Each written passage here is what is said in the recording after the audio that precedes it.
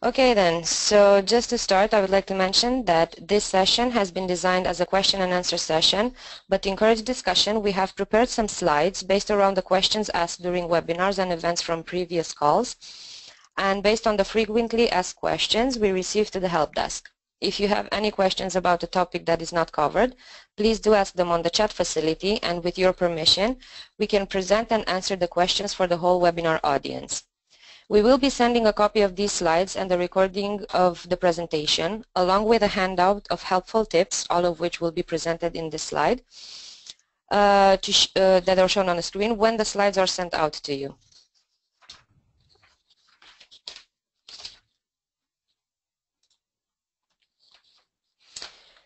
So just a few practical pieces of advice about the webinar today. We are using audio in your devices. Please let us know if you hear everything all right. If you have any problems, just raise your hands or mention in the chat box so we would know that we have to either repeat something or we can just say in a short message what we were talking about and make sure that we have support in case it's required.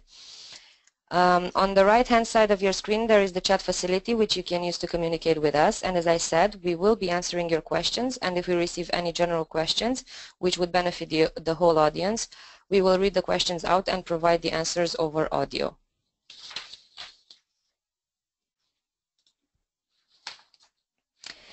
We will go through the presentation, which is a few slides, and there will be time for any questions related to the topics at the end of each section. Please note that this session is not designed to look at how to complete the application form, but rather to answer any specific queries you may have.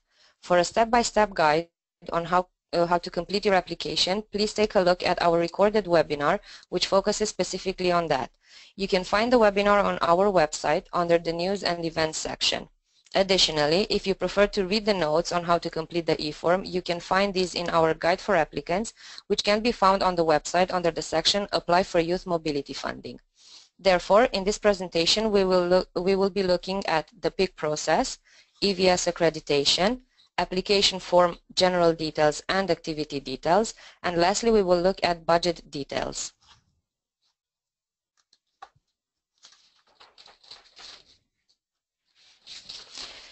And now I would like to run a quick poll to see how many of you have actually watched our pre-recorded webinar. So if you please bear with me.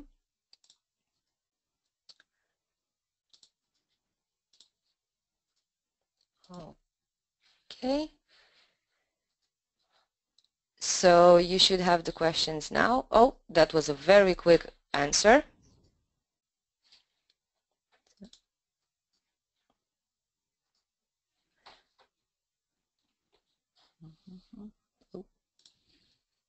Okay. Okay, we can close the poll. And we have the answers, and I will share the answers in a second.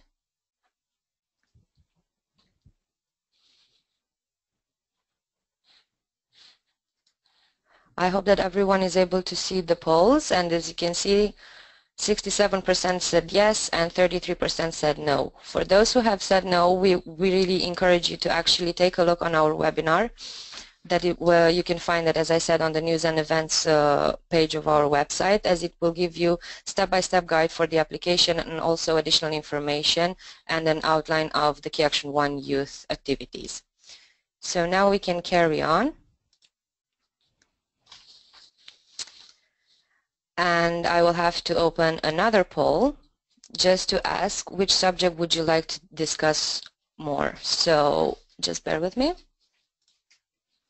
Okay, you should see the questions now. Thanks.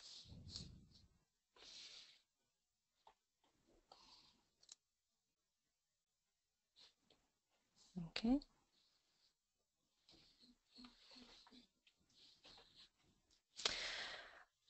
Okay.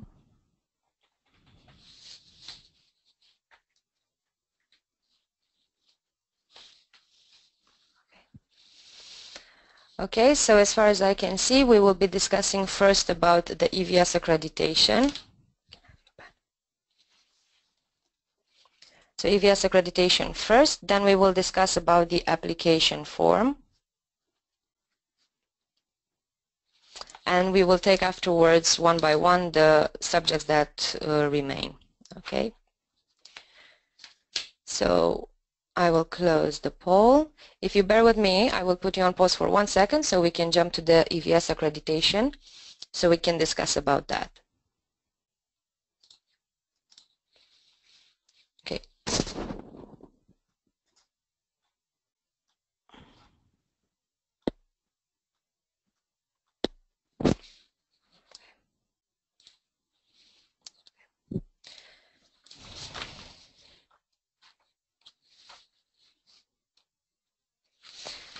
Okay, so here we are at the EVS accreditation.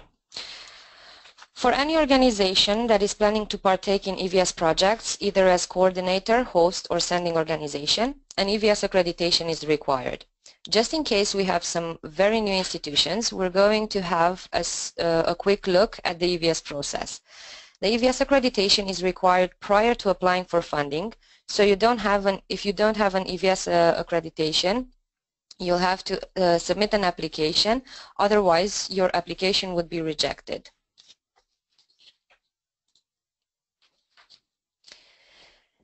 EVS accreditation is designed to ensure consistently high standards in EVS and to help organizations find partners. Accreditation is a quality assurance process so that all parties involved are aware of the values, objectives, and rules of EVS. All accredited organizations must show they are able to implement EVS projects according to the rules of the Erasmus Plus program. You can submit your application for the EVS accreditation at any time during the year to the UK National Agency. However, please bear in mind that you must apply at least 6 weeks before the relevant funding application deadline. As previously mentioned, if you apply for an EVS project without having an EVS accreditation, your application will be made ineligible. Also, please keep in mind that all partner promoters engaged in the project need to hold a valid accreditation. In case you work with promoters from partner countries, for example, organizations based in Eastern Europe and the Caucasus region, Western Balkans, or South Mediterranean, they also need to hold an accreditation and can obtain it via a Salto Resource Center. The EVS accreditation of your organization can be valid for the entire duration of the Erasmus Plus program or for a shorter period, and this is depending on the outcome of the accreditation process. In the second case, you will simply have to reapply for the EVS accreditation.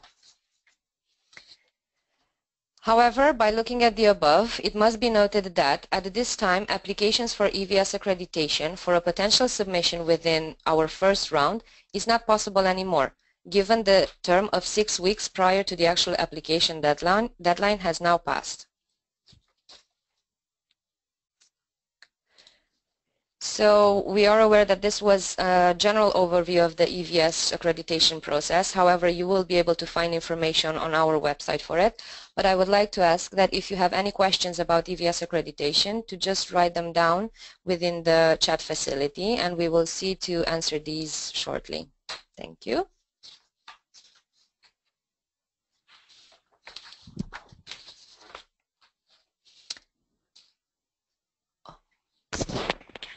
Can you hear me?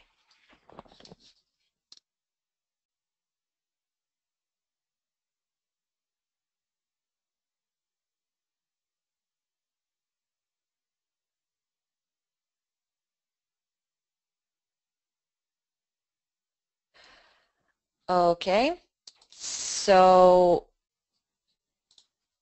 I would like to have another poll, and I would like to ask if your organization actually has an EVS accreditation. Please bear in mind this is relevant more for organizations interested to apply for EVS projects. So I will do the poll in 1 second. Okay, hopefully you should be able to see the questions. Okay, we have an answer. Thank you.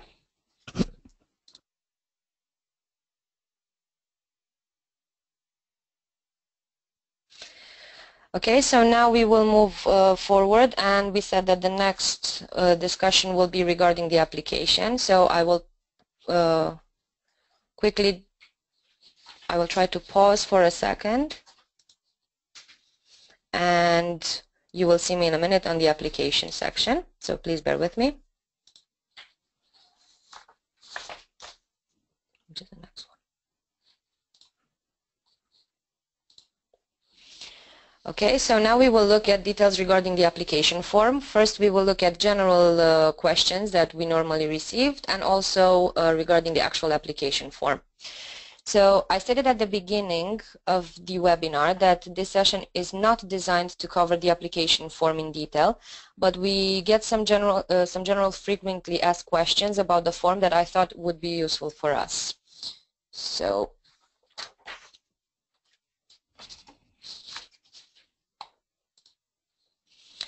okay. Organizations have asked us if there is only one eForm for the 3 different types of project opportunities under Key Action 1 Youth. The very simple answer is yes. The form will, however, differentiate in specific sections. For example, new sections will be generated if you are to pick an EVS activity within the Activities Details section. The next question is if you as organizations have to include information on your partner organizations. Again, the answer is yes. As you will see in the form, there are specific areas requesting information regarding your partners, and all of this will be in line with the information that is requested for yourselves as well. Considering that a strong partnership is crucial for any kind of project, there will be various areas within the application when the expertise, skills, and experience of your partners and their main people working for the project should be detailed. On the screen you can see the third question, which is regarding the award criteria. The award criteria will be looking at the relevance of the project, the quality of the project design and implementation, and impact and dissemination. You will be able to find detailed information on this within the program guide on page 83. It is important to note that when looking at the relevance of the project, it is mentioned that the project needs to be in line with both the objectives that are specific to the key action, but also the overall objectives of the program. Please find detailed information on the specific objectives of the action on page 78 of the program guide, and for the overall objectives of the program, find details on page 9 of the program guide. Other questions that have been asked to us is regarding the legal representative. So, our legal representative is changing. What should we do? When we issue the grant agreements of your approved budget for 2017-2018, it will state the legal representative recorded in the application form unless we've been told otherwise. So, if your legal representative is going to change after you have submitted the application form, then it is not a problem. It is very important to notify the UK National Agency immediately, and we will inform you about the required steps that you need to take in order to have this change recorded and approved. The National Agency will provide you with a form of change of legal representative that we strongly urge to be returned to us as soon as possible, along with a letter of appointment so we can update your organization's project's details. So in these situations, you must expect that it will cause a delay to then get the form completed. If the legal representative, however, is changing whilst you are completing the application form, therefore it has not been submitted yet, you can simply record a new legal representative within the eForm. The next question is regarding the Declaration of Honor, and it was asked if this is the only annex required. No, this is not the only annex required, as next to this you will have 2 other important annexes that should be attached, and these are the timetable of activities and the partner mandates. You will be able to download the templates for both from our website from the Apply for Youth Mobility Funding webpage. You will also be able to find information on these within the Guide for Applicants, but also within the Guide for Assessors, both of which you can find on our website.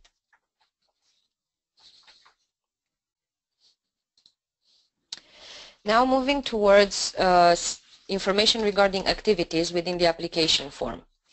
On the form, you will notice that there are different columns within the activities description sections, particularly called Section G. In the majority of them, you will have to enter information, and some of them will be automatically entered or calculated, such as activity number, total duration excluding travel days, and total duration including travel days. So all of these sections you will be able to complete yourselves, and then there are some parts that will be automatically calculated. The second question is, what is the difference between project duration and activity/mobility duration? Now, project duration refers to the full duration of an actual project, which can be between 3 to 24 months for all 3 types of projects. Activity or mobility duration refers to the actual duration of the activities implemented during the lifetime of a project. As previously mentioned, the durations can be for youth mobilities 5 to 21 days, for youth worker mobilities 2 days to 2 months, and for EVS this can be either a short term as in 2 weeks to 2 months, or a long-term EVS which can be from 2 months to 12 months. The last question on this slide, can we replace participants from a country with participants from a different country? Very simple answer is yes, you can do this. The scenarios can be, for example, from one of your partner countries, a smaller number of participants showed interest, or participants have withdrawn, or even the actual partner organization has withdrawn.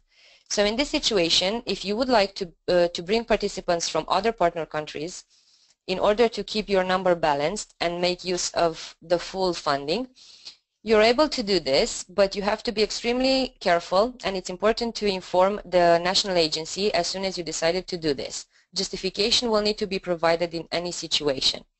Also, you must be aware that, given that your grant was approved in line with the information submitted at application stage, the travel amounts have been approved based on a specific distance band. Therefore, if you make changes in which the participants come from a specific country, and then the distance band for the participants that you will be replacing with will be different, the amount approved will not change. So as I mentioned, if the distance band of the new participants is higher, you will not receive additional funding.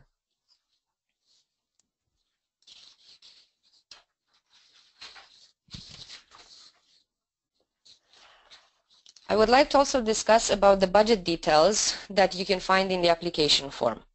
So we will take a quick look at some of the details regarding the budget, but before I begin, I would like to emphasize on how important it is for you to take a careful look on the entire section of the budgets within the program guide, and this will be from pages 89 to 101. Also, our Key Action 1 Youth Guide for Applicants will provide you even more details and explanations for everything that we will mention in this slide. So let's discuss first about the distance bands. Distance bands are used to keep track of the actual movement of participants, and these are calculated by using the distance calculator. We will not show you how to use the distance calculator in this slide, as we did this in our recorded webinar where we went step by step through the application form. So please take a look at that where you have a specific explanation of how to use it. However, we want to mention a very important thing. The distance bands, when registered within the application form, will automatically calculate a two-way round trip. Therefore, please bear in mind not to double the distance, and very important, be certain of the locations you are using.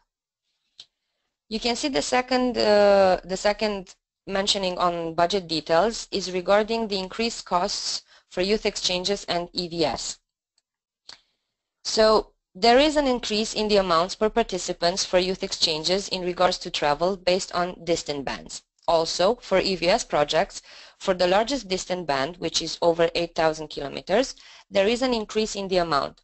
Another important change within the budget for EVS projects is the fact that for individual support and organizational support, although the amount is still calculated per volunteer per day, the amount for each day will be the same for the entire duration of the activity.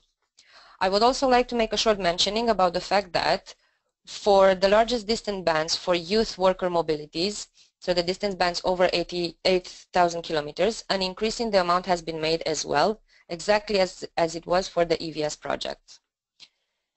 The third subject is the travel top-up for expensive domestic travel costs, which is an additional piece of cost included this year. Very briefly, this is for expensive domestic travel costs over 225 euros and are for the return trips to either reach a remote area within the country of origin or to the receiving country. This request, as all for the budget section, would have to be duly justified. As we said, more details can be found within the guide for applicants and the program guide. The last subject that we have on the budget details, we would like to mention the fact that only 25% of our overall Key Action 1 youth budget has been allocated to the activity, will be allocated to the activities involved in partner countries, so you as the applicant should think carefully about your partners. The priority is on program countries as much as possible. And lastly, although I am repeating myself, I will mention once again, please read carefully the details on budget provided in both the program guide and in the guide for applicants.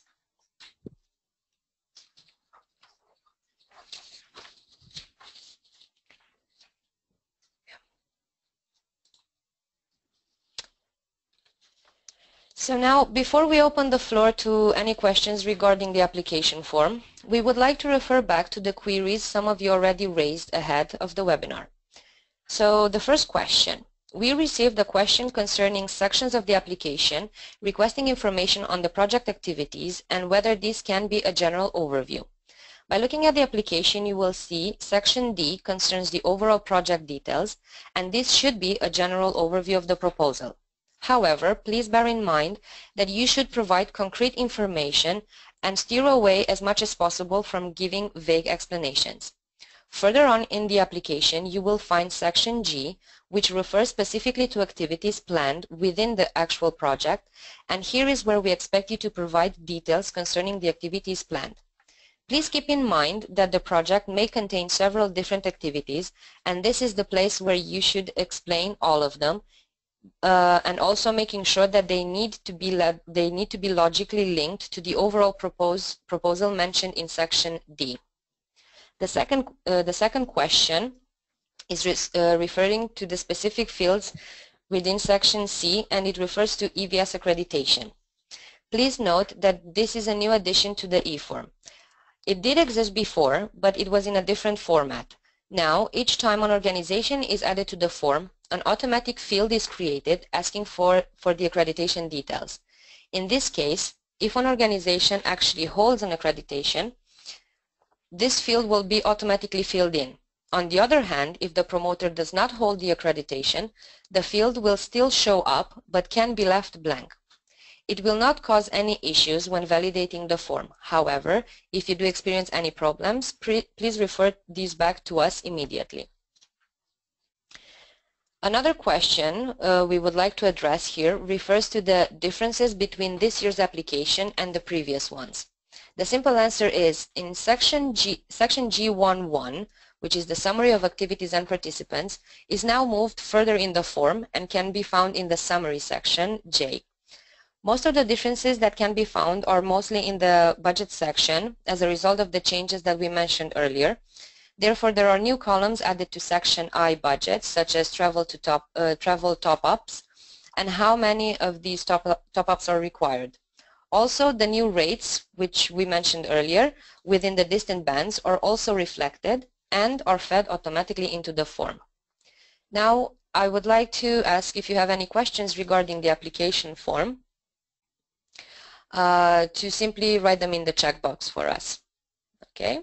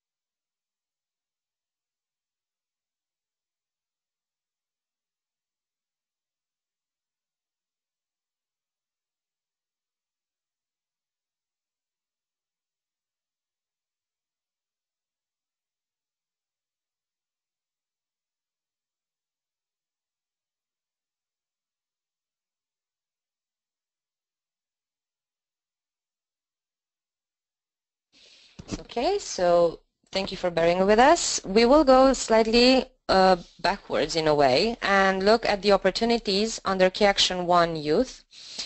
So there are three types of learning mobility activities, and these are youth exchanges, European Voluntary Service or EVS, and youth workers training and networking. You will use the one application, as we mentioned there's only one, to apply for funding for the different options. I will repeat that the possible durations for all Key Action 1 youth projects is the same, 3 to 24 months. However, given the different types, you will have different durations. Youth exchanges lasting between 5 to 21 days. EVS can be either a short-term EVS, which is 2 weeks to 2 months, or a long-term EVS, which is 2 months to 12 months. And youth workers training and networking activities can last between 2 days to 2 months. You will find more information from page 78 onwards on the 2017 Erasmus Plus program guide for more information on eligible activities.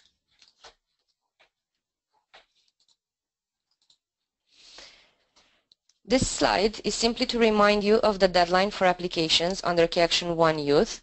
So all applications must be submitted online using the eForm on our website by 11 a.m. UK time on the 2nd of February 2017. Please ensure you begin working on your application as soon as possible. Our team is extremely busy in the run-up to this deadline, and whilst we do our best to support all applicants, this may not be possible if you submit questions right before the deadline. And we will also strongly urge you to submit your applications at your earliest opportunity. There is an alternative submission procedure if you do suffer technical issues that prevent you from submitting your application, and this process is stated in our application guidance. It is also mentioned in our recorded webinar, which we did a short while ago, and it also mentions what type of errors we are actually accepting as being technical errors, or for example, some errors that you can rectify yourself. So please try to take a look at our guidance and listen to our previous webinar.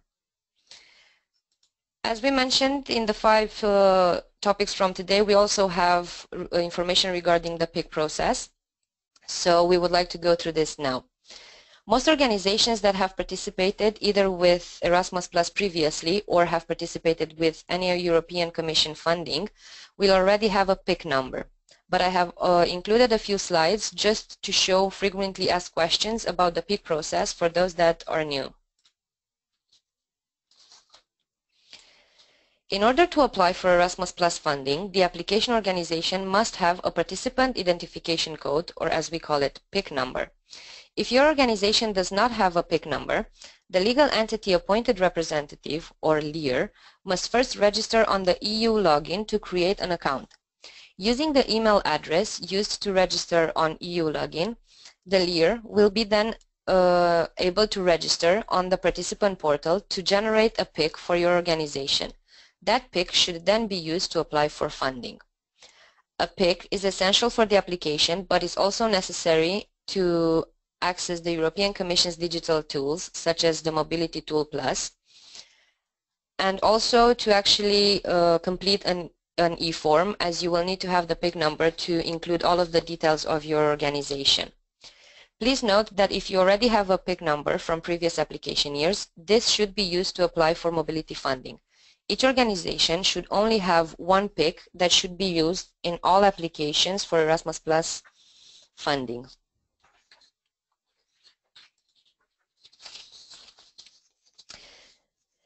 Here are the most common questions we get asked about the PIC process. So first question is, how can I check if my institution, my organization, has a PIC number?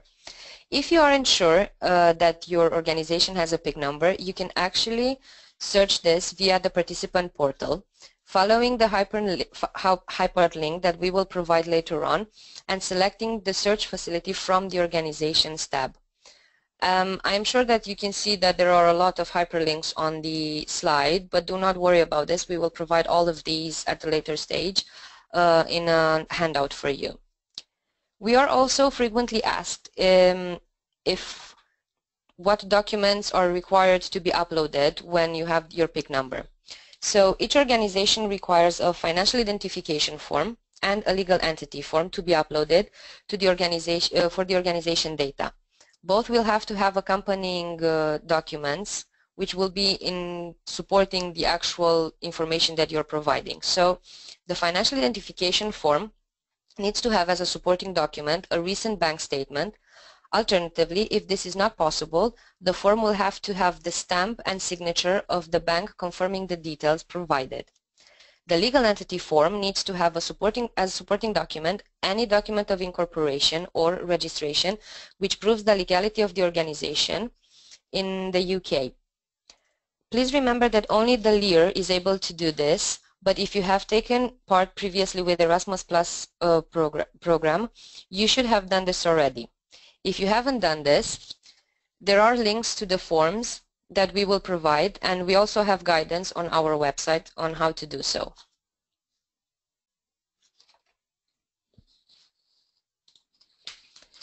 So now if you have any questions regarding the PIC process, as before, please write them in the chat box and my colleagues will take care of answering the questions. And in a few minutes, there will be a very short poll regarding the PIC and asking if your organization already has a PIC. So just bear with me whilst I release this. So I will be launching it now.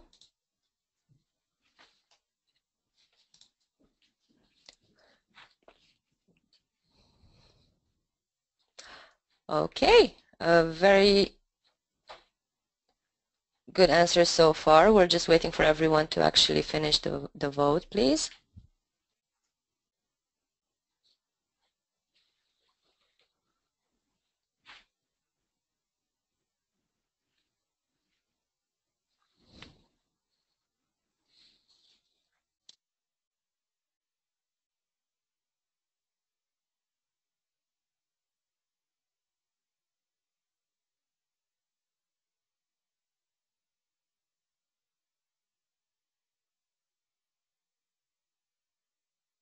Okay, so just to mention, I'm still waiting for all of you to actually vote, so please do so. We'll give it another 1 or 2 minutes maximum.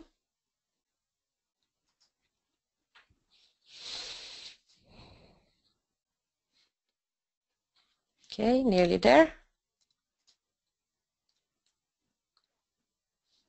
Okay, a very positive answer. It would seem that everyone actually has a PIC number. So you can see hopefully now on the screen that it's a 100% answer, which is really good and positive.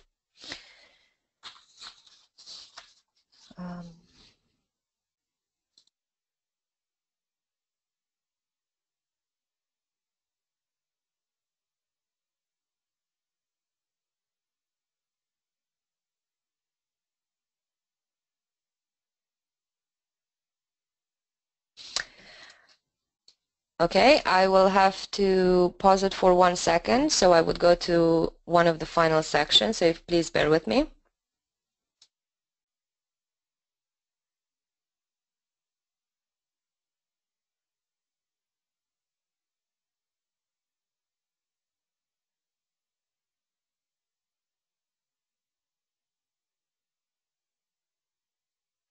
Okay, so you should see now a slide asking if you have any other questions relating to applying for funding. However, I would like to answer one question which was raised prior to the webinar. So one of the questions that was raised is concerning the number of applications for funding that can be submitted by one organization within one round. We would like to clarify that there is no limit to how many numbers you can submit. So beneficiaries can submit multiple applications. However, all of these will be assessed based on their own merit, and we cannot guarantee that all of them will be approved.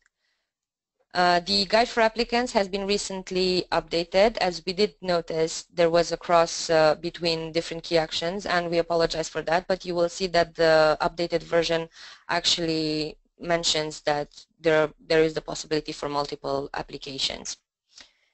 And now I will give you the opportunity for you to ask any other questions regarding how to apply for funding before we round up the session and answer any kind of queries that you might have. So the floor is now yours. So please use the chat facility.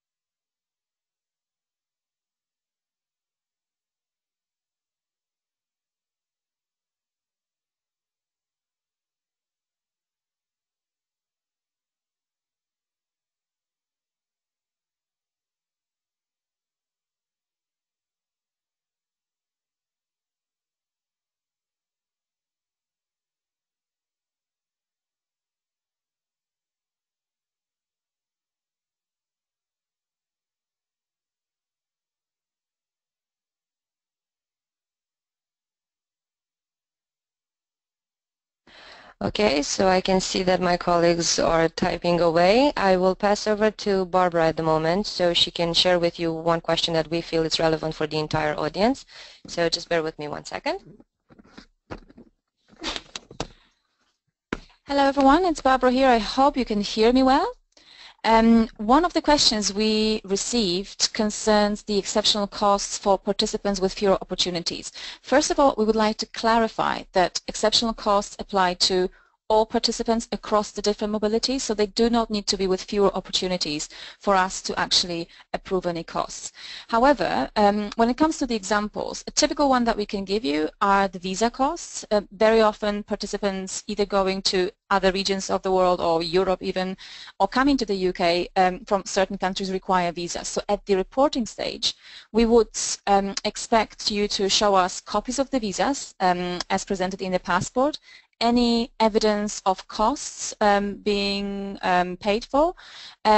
Also, there was a question around the actual passports. We do know that there are many young people out there who do not have passports yet. So yes, we could look into approving exceptional costs for passports. However, already at the application stage, you would need to duly justify why the costs are needed, and our assessors will then decide whether this cost is relevant to the application.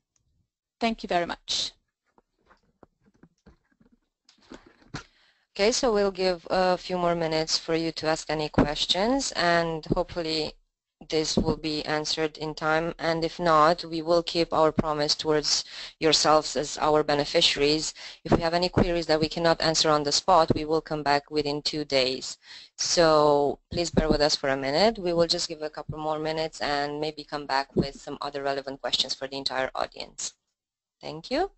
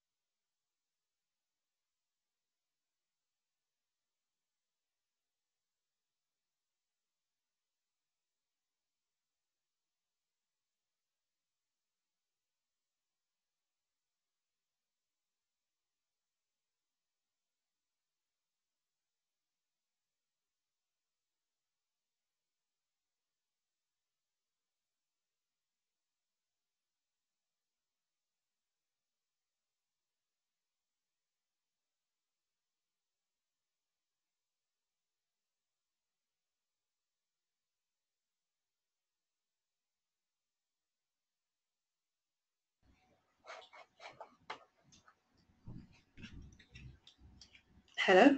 We've just had a couple of questions regarding the annual priorities for 2017.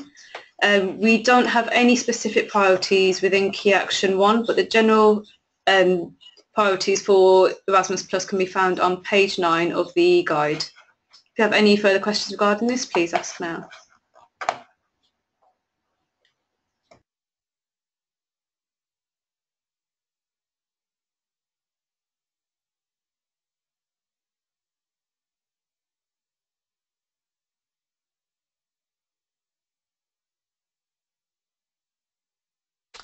Okay, so you had my colleagues answering your questions, 2 of them that we mentioned for the entire audience. However, we will now move on, and I have a final poll, and you can see the question. And this is simply to ask if your organization is actually ready to submit an application.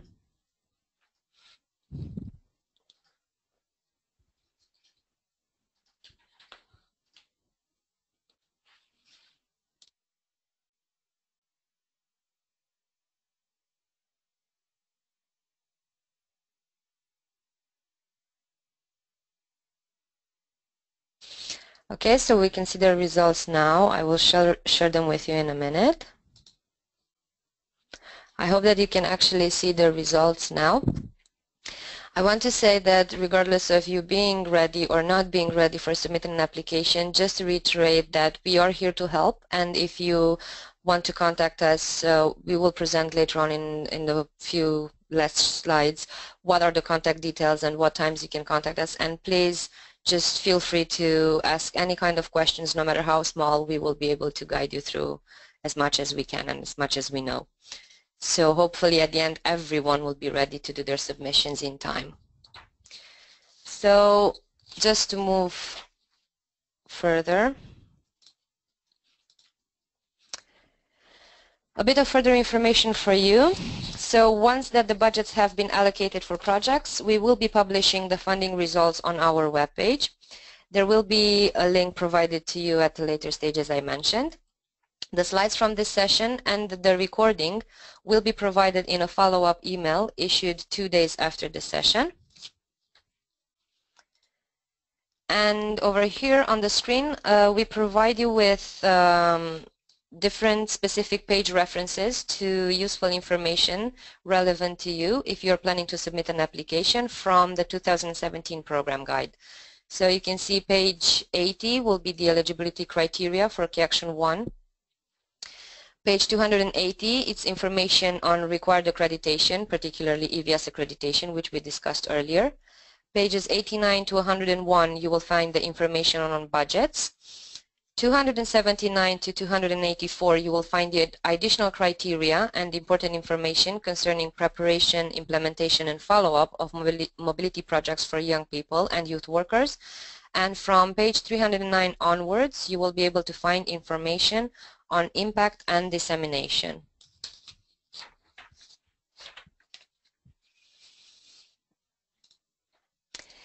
Here you have a slide with information to further guidance, which is in the format of links, and you will be able to access these once that we send you the handout with all of the links. And you can see it will be a link to the application eForm for 2017.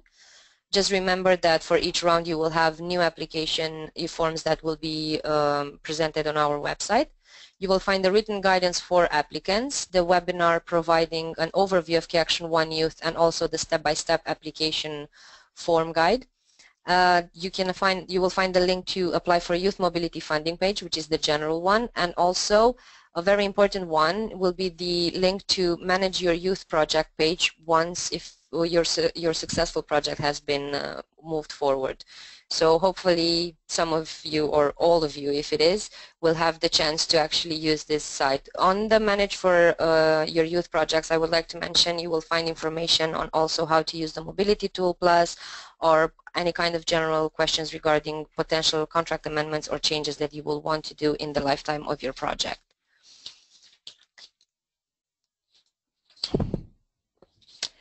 So finally, here are our contact details. As I said, please contact us for any queries that you have.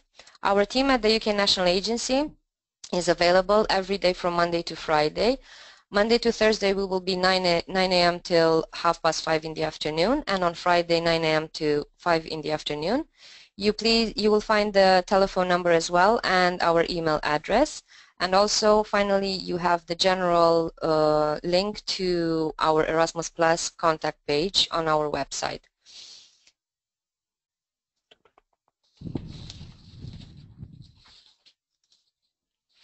So thank you very much. Best of luck with your application. And please let us know if you need any help. I will give another 5 minutes for you to ask any final questions if you have any. And if not, we would like to wrap it up and say goodbye, but I will do that in just 5 minutes once we see if you have any questions for us.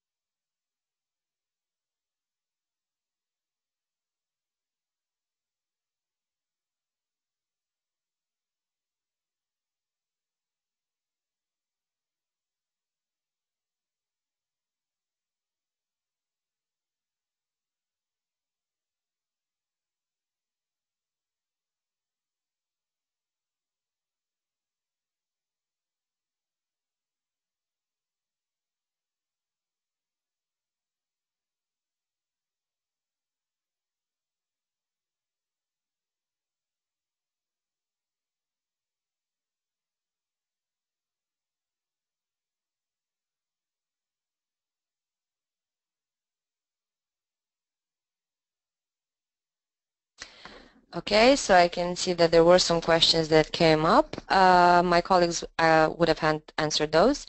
So I would like to actually bring it to a close now.